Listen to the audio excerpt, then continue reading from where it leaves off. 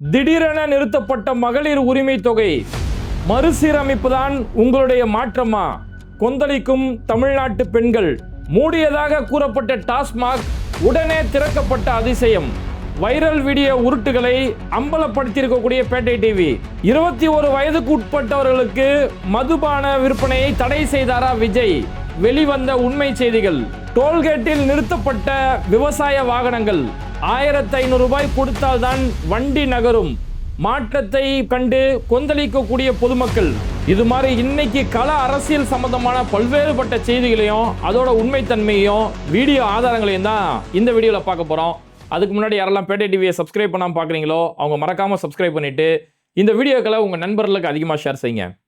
இன்றைக்கி சோஷியல் மீடியாவில் பட்டி தொட்டி எல்லாமே வைரலாக இருக்கக்கூடிய ஒரு வீடியோன்னு பார்த்தோம்னா, ஒரு டாஸ்மாக் கடை, ஒரு அம்மா டாஸ்மாக் கடையை மூடிட்டாங்க, விஜய் வந்து பயங்கரமாக செஞ்சிட்டாரு அப்படி இப்படின்னு சொல்லக்கூடிய இந்த வீடியோ.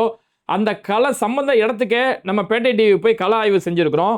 அதுக்கு முன்னாடி இப்போ வந்திருக்கக்கூடிய ஒரு பிரேக்கிங் நியூஸ், இந்த நிமிஷம் வந்திருக்கக்கூடிய ஒரு பிரேக்கிங் நியூஸ், மகளிர் உரிமை தொகை நிறுத்தி வைக்கப்பட்டதா அப்படிங்கிற ஒரு இது. மறுசீரமைப்பு அப்படின்ற பேரில் மகளிர் உரிமை தொகை நிறுத்த போகிறாங்களா அப்படிங்கிறது ஒரு தலைப்பு செய்தியாக மாறி இருக்கு. அது சம்பந்தமாக ரொம்ப சுருக்கமாக பார்த்துட்டு நம்ம அந்த ஒயின் ஷாப் மேட்டருக்கு போவோம். அதாவது இப்போ தமிழ்நாடு அரசு சார்பிலேருந்து முதலமைச்சர் விஜய் அவர்களுடைய தரப்புலேருந்து ஒரு செய்தி அறிக்கை ஒன்று வெளியில் வருது. இந்த மாதிரி மகளிர் உரிமை தொகையை நாங்கள் வந்து மறுசீரமைப்பு செய்ய போகிறோம், ஆனாலும் இந்த மே மாதம் வரக்கூடிய பணம் இருக்கு இல்லையா, இது கூடிய விரைவில் உங்களுக்கு வந்துடும் அப்படின்னு சொல்லி சொல்கிறாங்க.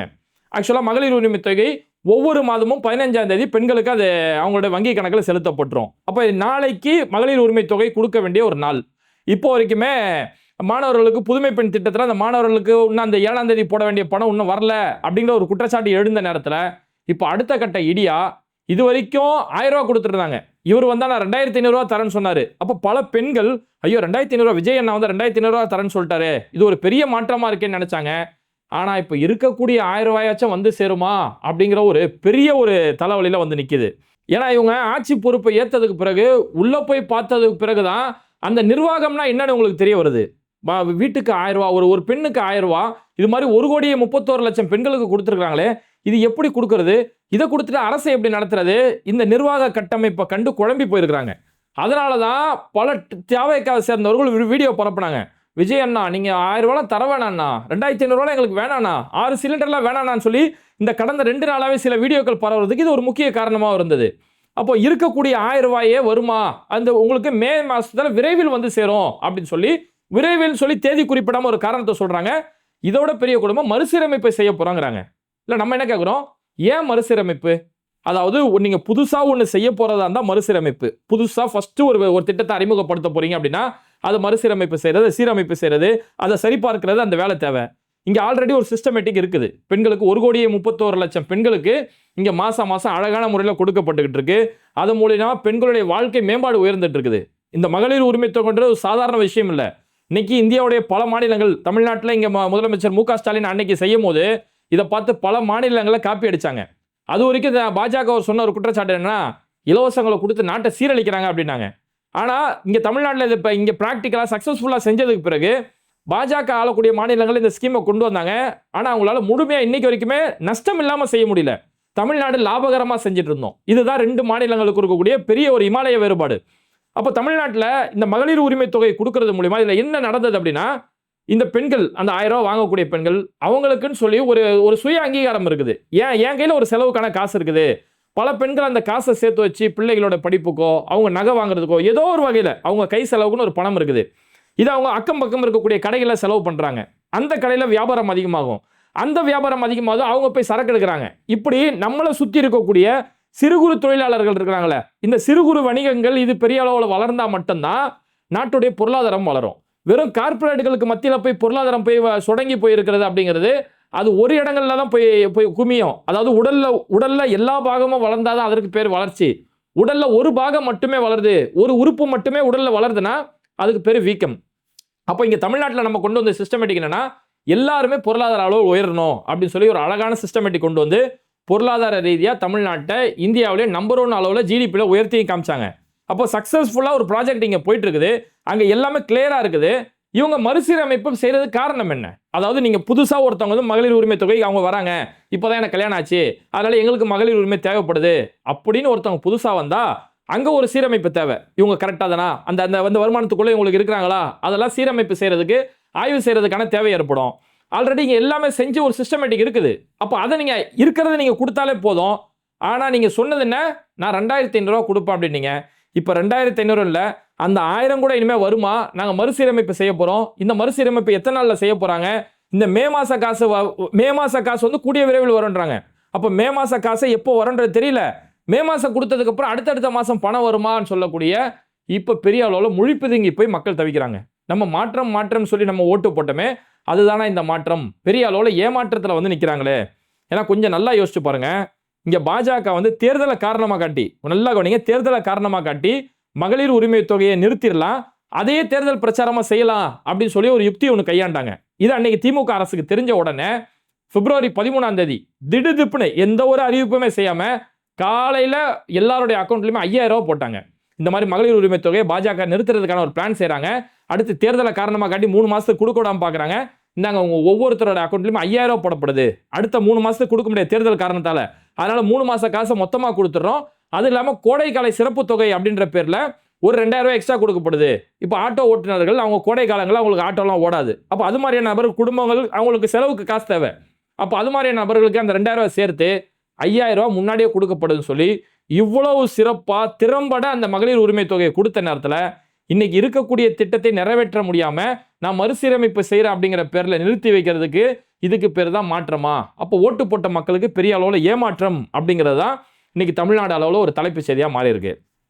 ஓகே, அடுத்து ஒரு முக்கியமான செய்தி. ஒரு வைரல் வீடியோ இன்னைக்கு சோசியல் மீடியாவில் பெரிய அளவில் தீயா பரவிட்டு இருக்குது. சென்னை டி நகரில் இருக்கக்கூடிய தண்டபாணி தெரு, அங்கே ஒரு ஒயின் ஷாப் ஒன்று இருந்துகிட்டு இருக்குது. அந்த ஒயின் ஷாப் கிட்ட ஒரு அம்மா, அந்த அம்மா வந்து ஒரு வீடியோ போடுறாங்க. முதலமைச்சர் விஜய் வந்து 717 ஒயின் ஷாப்புகளை வந்து மூட போறேன்னு ஒரு அறிக்கை ஒன்று வெளியிட்டார் இல்லையா, அதில் இந்த கடையை ஒன்று, இந்த கடையை பாருங்க மூடிட்டாங்க பாருங்க சொல்லி அந்த அம்மா விடிய காலையிலே வந்து வீடியோ போடுறாங்க. பார்த்தீங்களா, இந்த கடையை மூடணும்னு சொல்லி நல்லா 40 வருஷமா போராடிக்கிட்டு இருக்கோம், 40 வருஷமா யாராலுமே செய்ய முடியாது, விஜய் வந்த உடனே இந்த கடையை மூடிட்டாரு, பாருங்க இந்த கடை பாருங்க இப்போ க்ளோஸ் பண்ணப்பட்டிருக்கு பாருங்க அப்படின்னு சொல்லி அந்த அம்மா வீடியோ போட்டாங்க. அந்த வீடியோ பெரிய அளவில் தாவேக்கா மத்தியில் பெரிய அளவில் வைரலாக போகுது. ஐயோ விஜய் அண்ணா மாஸ்க் காட்டிட்டாரு, யாருமே செய்ய முடியாத சாதனைகளை விஜய் அண்ணா செஞ்சிட்டாருன்னு சொல்லி இந்த வீடியோ சோஷியல் மீடியாவில் பெரிய அளவில் வைரலாக பரவிட்டு இருந்தது. அப்போவே அந்த டி நகர் பகுதியில் இருக்கக்கூடிய தமுமுகவை சேர்ந்த பல நண்பர்கள் நமக்கு அங்கேருந்து வீடியோ எடுத்து அனுப்புனாங்க. அந்த அம்மா வீடியோ எடுத்தாங்க இல்லையா, பொதுவாகவே ஒயின் ஷாப் 12 மணிக்கு தான் திறப்பாங்க, மதியம் 12 மணிக்கு தான் திறப்பாங்க. அப்போ அந்த அம்மா காலையில் போய் வீடியோ எடுக்கும்போது ஒயின் ஷாப் மூடி தான் இருக்கும். அப்போ மூடி இருக்கக்கூடிய ஒயின் ஷாப்பை பார்த்து கடையை மூடிட்டாங்கன்னு நினச்சி வீடியோ எடுத்து போட்டுட்டாங்க. அந்த அம்மா யாருன்னா அவங்கள பார்க்கும்போது எப்படி இருந்துச்சுன்னா, இந்த சங்கர் படங்கள்லாம் சில கேரக்டர் வருவாங்க, சிஸ்டமே நாட்டில் சரியில்லை, இந்த நாட்டில் எதுவுமே சரியில்லை, 1967க்கு பிறகு நாடே சுத்தமாக சரியில்லை அப்படின்னு சொல்லுவாங்களே, அது மாதிரி இருந்தது அவங்க பேசுறதை பார்க்கும்போது. அப்போ தமுமுகவை சேர்ந்த பல நண்பர்கள் இங்கே பாருங்க, பகல் நேரத்துலேருந்து நேற்று பகலில் மதியம் எடுத்து நம்ம வீடியோ எடுத்து அனுப்புனாங்க. பகல்லேயே இந்த ஒயின் ஷாப் திறந்து தான் இருக்கு. திரும்ப நேற்று நைட் வீடியோ எடுத்து அனுப்புனாங்க. பாருங்க ஃபாரூக் பாய், இப்போ நைட் டைமில் இங்கே ஒயின் ஷாப் திறந்து வச்சுக்கிட்டு இருக்கு, அங்கே உள்ளக்குள்ள அந்த வியாபாரம் நடந்துக்கிட்டு தான் இருக்கு அப்படின்னு சொன்னாங்க. அப்புறம் இன்னைக்கு மதியம், இன்னைக்கு 14ஆம் தேதி, மே 14ஆம் தேதி, இன்னைக்கு மதியம் நம்ம பேட்டை டிவி அந்த களத்துக்கே போனோம். போய் அங்கே போய் ஒயின் ஷாப் உண்மையாக திறந்துருக்கா மூடி இருக்கான்னு பார்க்கும்போது அங்கே ஒயின் ஷாப் திறந்துருக்குது. அங்கே தண்டபாணி தெருவில் ஒயின் ஷாப் வியாபாரம் ரொம்ப அமோகமாக நடந்துக்கிட்டு இருக்குது. பாட்டிலுக்கு 10 ரூபாய் இன்னும் கூட வாங்கிட்டு தான் இருக்குது. விஜய் போய் பாட்டெலாம் பண்ணார், பாட்டிலுக்கு 10 ரூபாய், பாட்டிலுக்கு 10 ரூபாய் அப்படின்னு பாட்டெலாம் பண்ணார்ல. இப்பயே அந்த பாட்டிலுக்கு 10 ரூபாய் எக்ஸ்ட்ரா வாங்கப்பட்டுக்கிட்டு தான் இருக்குது. அப்போ அந்த ஒயின் ஷாப் இன்னும் மூடப்படலை அப்படிங்கிறது அங்கே கலை யதார்த்தம். உண்மையில மூடப்படாமல் இப்போ வரைக்கும் அந்த கடை அங்கே நடந்துக்கிட்டு தான் இருக்குது. அப்போ அந்த கடை இன்னும் மூடப்படலை, இன்னும் அந்த கடை திறந்து தான் இருக்குது.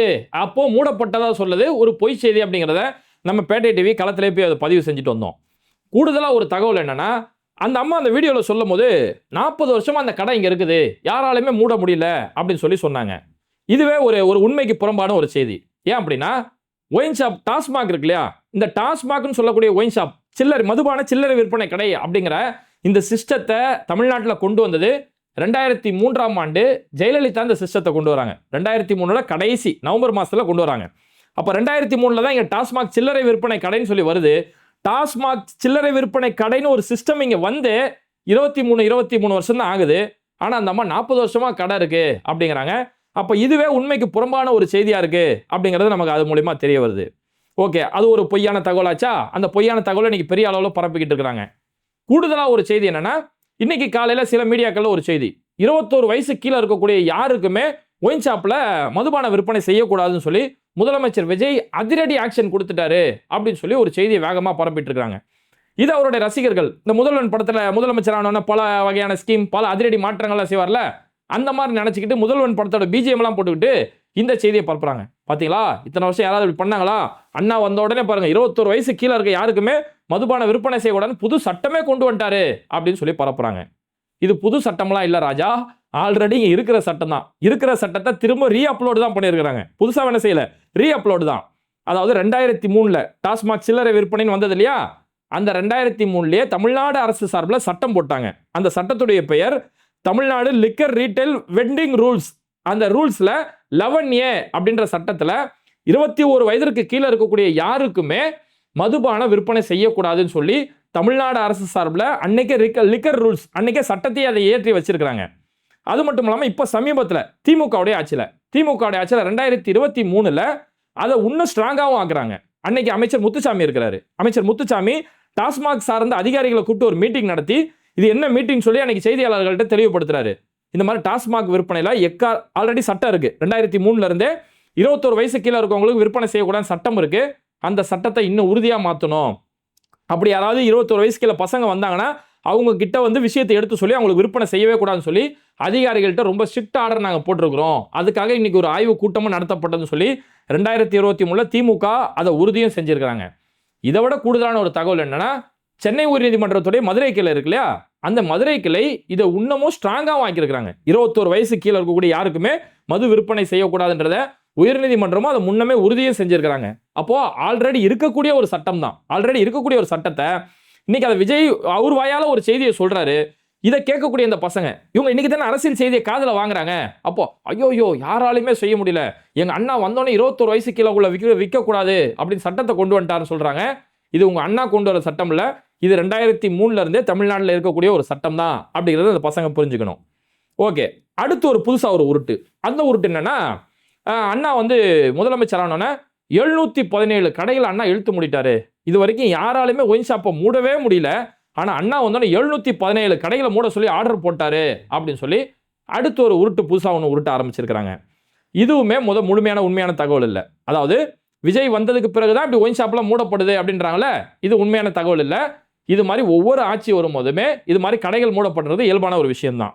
2016ல் ஜெயலலிதா முதலமைச்சராக வராங்க. அன்னைக்கு பூரண மதுவிலக்கு கேட்டு பெரிய அளவிலான போராட்டங்கள் பெரிய அளவில் நடந்தது இல்லையா. அப்போ அவங்க 2வது முறை ஆட்சி அமைக்கும் போது 2016ல் ஜெயலலிதா முதலமைச்சர் ஆகும்போது அவங்க உடனடியாக ஒரு ஆர்டர் கொடுத்து 500 மதுபான கடைகளை மூடணும் அப்படின்னு சொல்லி ஜெயலலிதா ஒரு ஆர்டர் கொடுத்தாங்க. அந்த ஆர்டரின் அடிப்படையில் 500 மதுபான கடைகள் மூடவும் பட்டது. அதுக்கு பிறகு 2021ல் திமுக ஆட்சிக்கு வராங்க. திமுக ஆட்சிக்கு வந்ததுக்கு பிறகு 500 மதுபான கடைகள் மூடணும் அப்படின்னு சொல்லி திமுக சார்பில் இருந்துமே ஒரு ஆர்டர் ஒன்று கொடுக்கப்பட்டுச்சு. அமைச்சர் செந்தில் பாலாஜி அன்னைக்கு அவர் அந்த துறைக்கு அமைச்சராக இருக்கும்போது சட்டமன்றத்தில் இது சம்பந்தமான விளக்கம் கொடுத்து 500 மதுபான கடைகளை மூடுறதுக்கான உத்தரவை சட்டப்பூர்வமாக சட்டமன்றத்திலே நிறைவேற்றிருக்கிறாரு. அதோட ஒரு தொடர்ச்சியாக தான் இன்னைக்கு அடுத்த ஒரு ஆட்சி வரும்போது விஜய் எக்ஸ்ட்ரா 717, அது இன்னும் தெரியல, இவ்வளோ நாளாக வந்து 500 600 இப்படி ரவுண்டாக தான் சொல்லுவாங்க. இவர் கூட 700 சொல்லியிருக்கலாம். அது ஏன் 717ன்னு தெரியல. ஒருவேளை அந்த ஜோசியக்காரர் அரசு பொறுப்பு கொடுத்தாங்களே ஜோசியக்காரர் வந்து அந்த 717 நியூமராலஜின் அடிப்படையில் அந்த நம்பர் எதுவும் சொல்லியிருப்பார் தெரியல. அந்த மாதிரி இதுக்கு முன்னாடி ஆண்ட கட்சிகள் என்ன செஞ்சாங்களோ அதே தான் இவர் செய்கிறாரே தவிர இவர் புதுசாக ஒன்றும் மூடலை. ஒவ்வொரு முறை ஆட்சி மாறும்போது நடக்கிறது. ஆனால் இங்கே எந்த கட்சியாக இருக்கட்டும், இதுக்கு முன்னாடி ஆண்ட கட்சிகளாக இருக்கட்டும், இப்போ ஆளும் கட்சியாக இருக்கட்டும், இவங்க கிட்ட மக்கள் சொல்லக்கூடிய ஒரு கோரிக்கை என்ன தெரியுமா? நீங்கள் 500 கடை மூடுறேன் 500 கடை மூடுறேன் 700 கடை மூடுறேன்னு சொல்கிறீங்களே, இது எல்லாமே மூடுறீங்க சரி, திரும்ப அது ரீலோகேட் ஆக தானே செய்யுது. நான் சொல்கிறேன் திமுக சேர்த்துமே சொல்கிறேன், அது திரும்ப ரீலோகேட் தானே ஆகுது. இன்னைக்கு மூடுறாங்க, அது வேற ஒரு இடத்துல மாற்றப்படுது. கோயில் பக்கத்துலையோ ஸ்கூல் பக்கத்துலையோ இருக்கக்கூடிய கடைகளை மூடிட்டு அது வேற யாருக்குமே இடையூறு இல்லாத வேற ஒரு இடத்துல போய் ரீலோகேட் பண்ணிடுறாங்க. இடம் மாற்றம் செய்ய தான் படுது. அப்போ இது மக்கள் கேட்கல, இதை மக்கள் கேட்கல. பூரண மதுவிலக்கு தான் இங்கே மக்கள் கேட்கறது. மது இல்லா மாநிலமாக தமிழ்நாட்டை மாற்றணும் அப்படின்றது தான் மக்களுடைய கோரிக்கை. அதனால் அது எந்த அரசாக இருந்தாலும் இந்த விஷயத்தில் கொஞ்சம் கவனம் செலுத்தி பூரண மதுவிலக்கு கொண்டு வரணும் அப்படிங்கிறத மக்கள் வைக்கக்கூடிய ஒரு பிரதான கோரிக்கை, முக்கியமான ஒரு கோரிக்கை. ஏன்னா இன்னைக்கு விஜய் சட்டம் போடலாம், சும்மா அந்த சினிமாத்தனமான 21 வயசு கீழே மது விற்பனை செய்யக்கூடாது 700 கடைகளை மூடுறன்னு சொல்லி இதெல்லாம் சினிமாத்தனமான பிம்பங்கள். இது உண்மையிலே அவருக்கு அக்கறை இருந்திருந்தா அவர் என்ன செஞ்சிருக்கணும், ஒரு ஸ்பீச் கொடுக்கணும், அல்லது ஒரு வீடியோ போடணும், அல்லது தன்னோட கட்சி கூட்டத்தில் கட்சி மாநாடுல முன்னாடி இளைஞர்களுக்கு பேசணும். முழுக்க இளைஞர்கள் தான் இருக்கிறாங்க. அந்த இளைஞர்கள் கிட்ட தம்பி யாரும் மதுவின் பக்கம் போயிடாதீங்க, போதையின் பக்கம் போயிடாதீங்க, போதை ஒன்றை மட்டுமில்ல உங்க குடும்பத்தை சேர்த்து சீரழிச்சிரும் அப்படின்னு விஜய் ஒரு வார்த்தை சொன்னா அதை தலையில தாங்கி வைக்கிறதுக்கு கீழே ரசிகர்கள் ரெடியா இருக்கிறாங்க. ஆனா அவர் அதை பத்தி வாயை திறக்கல. மாநாட்டில் எவ்வளவு பசங்க குடிச்சிட்டு வந்தாங்க, அந்த மாநாட்டில் இதை பத்தி பேசல. அவர் தனியாக அதை பத்தின எந்த ஒரு விழிப்புணர்வை செய்யல. சொல்ல போனா ஒரு படத்துல இந்த மதுவெல்லாம் தூக்கி பிடிக்கிற மாதிரியான காட்சிகள் இருக்குது. லியோ படத்துல ஒரு பாட்டு இருக்கும், மில்லி உள்ள போனாக்கா கில்லி வெளியில வருவான்டா. இவருக்கு மில்லி உள்ள போனாதான் கில்லியே வெளில வருமா, அவ்வளோ அளவுக்கு அந்த மது போதையை புகழ்ந்து பாடக்கூடிய பாட்டு. அப்புறம் அந்த கோட்டுன்னு ஒரு படம் வந்துச்சு. அந்த படத்துல 10வது பாட்டில் நான் குடிக்க, 10வது பாட்டில் நான் குடிக்க, அண்டாவா குண்டா சியர்ஸ் அடிக்க. எனக்கு வந்து பாட்டிலில் குடிச்சாலாம் பத்தாது, அண்டாவா குடிச்சாதான் எனக்குலாம் சியர்ஸ் அடிச்சு என்ஜாய் பண்ண முடியும். இப்படிங்கிற மாதிரியான பாடல் காட்சிகளை வச்சுட்டு இந்த பசங்களுக்கு சினிமா மூலயமா அந்த மது குடிக்காம நீ இருக்க முடியாது, உனக்கு ஒரு ஏஜ் நீ வந்துட்டியா, நீலாம் மது குடிக்கிறது உனக்கு மேல கடமைப்பா அப்படிங்கிற மாதிரியான காட்சிகளை வச்சு அந்த பசங்களுக்கு இது மாதிரியான காட்சிகளை சொல்லி கொடுத்துட்டு இன்னைக்கு ஆட்சிக்கு வந்ததுக்கு பிறகு ஏற்கனவே இருக்கக்கூடிய சட்டத்தை எடுத்துட்டு வந்து 21 வயசுக்குள்ள யாருக்கும் விற்கக்கூடாது அப்படின்னா இதெல்லாம் மடைமாற்றக்கூடிய அரசியல் இல்லையா? இன்னும் எத்தனை நாளாக அந்த பசங்களை இன்னமும் அவங்களை முட்டாள நினைக்க போறீங்க? அதனால இது மாதிரியான கட்டுக்கதைகளோ போலி கதைகளோ இல்லாம பூரண மதுவிலக்கு வேண்டும். அது இன்னைக்கு ஆளக்கூடிய தாவேக்கா இருந்தாலும் சரி, நாளைக்கு திமுக மீண்டும் ஆட்சி பொறுப்புக்கு வந்தாலும் சரி, பூரண மதுவிலக்கு அப்படிங்கிறத உறுதியா இருக்கணும். ஏன்னா நபிகள் நாயகம் சொல்லியிருக்கிறாங்க, மது தீமைகளின் தாய்.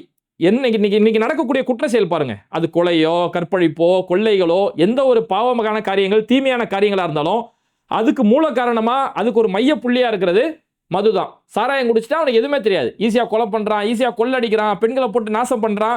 இதுக்கெல்லாம் மூல காரணம் இந்த மது போதை தான். அதனால இந்த மது போதை இல்லா ஒரு தமிழகத்தை கொண்டு வரணும்.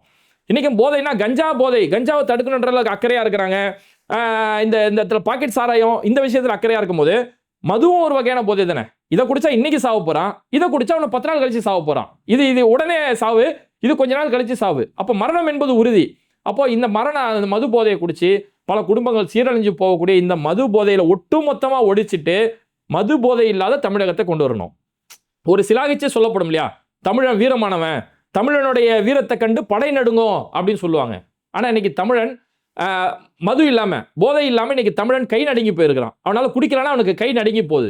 அப்படிப்பட்ட ஒரு நிலைமையில் இன்னைக்கு இருக்கும்போது இந்த மதுவில்லா ஒரு தமிழகம், போதையில்லா ஒரு தமிழகத்தை நம்ம கொண்டு வரணும் அப்படிங்கிறத இது எல்லா அரசியல் கட்சிகளுமே இதை பொறுப்போட உணர்ந்து அடுத்த தலைமுறையை ஒரு அறம் சார்ந்த தலைமுறையை உருவாக்க வேண்டியது எல்லா அரசியல் தலைவர்களுடைய சமுதாய தலைவர்களுடைய பிரதான கடமை இதெல்லாமே. ஓகே, இந்த மது சம்பந்தமான உருட்டுகளை பார்த்துட்டோமா? அடுத்து ஒரு முக்கியமான ஒரு வைரல் வீடியோன்னு பார்த்தோம்னா, இன்னைக்கு சென்னை டோல்கேட்ல இருந்து வெளிவந்திருக்கக்கூடிய ஒரு முக்கியமான ஒரு வீடியோ காட்சி. அந்த டோல்கேட்ல பார்த்தோம்னா ஒரு 8-10 ஒரு லாரி இருக்குது. அது எல்லாமே விவசாயத்துக்கு நெல் அறுவடை செய்யறதுக்காக ஏற்றிட்டு போகக்கூடிய வாகனங்கள். அது எல்லாமே நெல் அறுவடை செய்யறதுக்கான இயந்திரங்கள். அந்த லாரி எடுத்துட்டு போறாங்க. அந்த லாரி ஓட்டக்கூடியவங்க, அந்த கிளீனராக வேலை செய்யறவங்க எல்லாமே கையில் இவ்வளோ பெரிய பில்லை வச்சிருக்கிறாங்க. சார் பாருங்க சார், அநியாயத்தை பாருங்க சார், நாங்கள் நெல் அறுவடை செய்யக்கூடிய இயந்திரங்களை கொண்டு போகக்கூடிய விவசாயிகள் எங்ககிட்ட வண்டியை நிறுத்தி 8 வண்டி கொண்டு போகிற 8 வண்டியை நிறுத்திட்டு வண்டிக்கு 1500 ரூபாய் எங்களுக்கு ஃபைன் போட்டுருக்காங்க. 20 வருஷமா நாங்கள் இந்த வழியாக வந்துட்டு போயிட்டு தான் இருக்கிறோம், எங்கேயுமே இந்த மாதிரி ஃபைன் போட்டது கிடையாது. காரணம் கேட்டால் ஹைட் லோடு அப்படின்னு சொல்லி சொல்கிறாங்க. ஹைட் லோடு நாங்கள் வந்து 50 வண்டி ஒரு நாளைக்கு நாங்கள் ஃபைன் போட்டே ஆகணும், 100 வண்டிக்கு ஒரு நாள் ஃபைன் போட்டாகணும், எங்களுக்கு டார்கெட் கொடுக்கப்பட்டுச்சு, கஜானாவில் காசு இல்லை, அதனால இந்த மாதிரி ஃபைன் போட்டே ஆகணும்னு சொல்லி எங்களுக்கு மேல் இடத்துல இருந்து ஆர்டர் வந்திருக்குது அப்படின்னாங்களாம்.